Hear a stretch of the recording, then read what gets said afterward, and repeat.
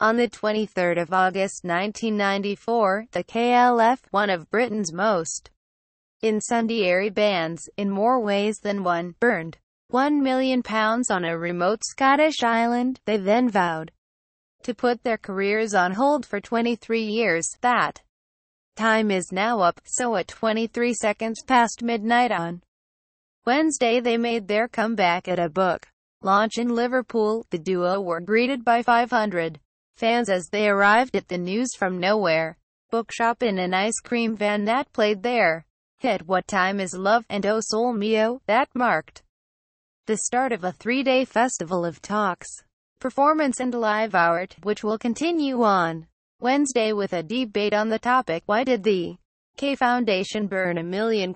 However, fans have been told that the KLF's Jimmy Cauty and Bill Drummond will not be performing any music. Their new novel 2023, described as a utopian costume drama set in the near future, written in the recent past, is due to be performed in full in the city on Thursday. The event will finish on Friday with a graduation ball, headlined by a hitherto unknown artist named Badgercole, who is billed as having just one 3-minute song, titled Talks Death Day of the Dead. The KLF, who also went by names including the Justified Ancients of Mew Mew, the K Foundation, and the Time Lords, had hits like 3 AM Eternal, Last Train to Trans Central and What Time Is Love in the late 1980s and early 90s, as well as their electrifying pop trance hits. Cauty and Drummond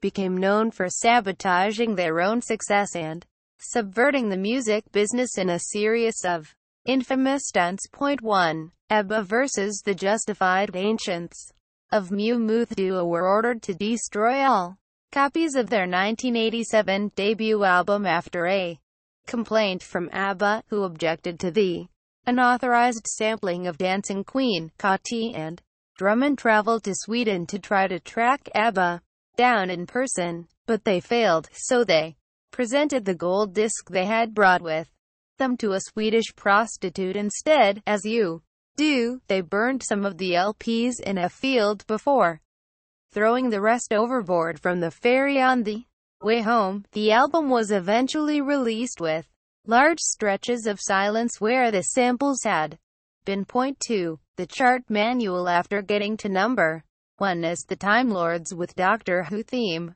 rip-off Doctor and the TARDIS, fronted by Gary Glitter, they published a book called The Manual: How to Have a Number 1 the Easy Way, with instructions about how to top the charts. Austrian Eurotrash band Edelweiss followed their advice and sold 5 million records. Point 3.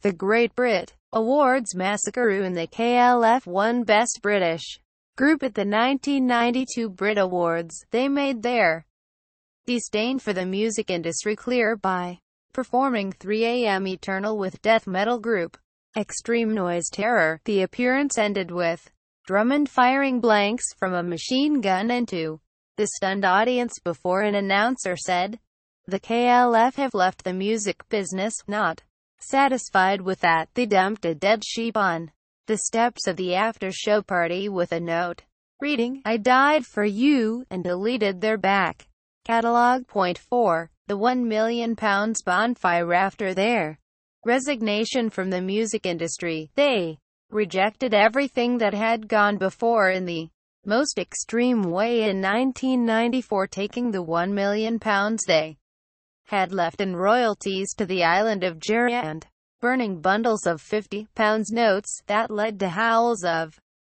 protests from those who said it should have gone to a worthy cause, despite saying they wouldn't talk about it. They actually have.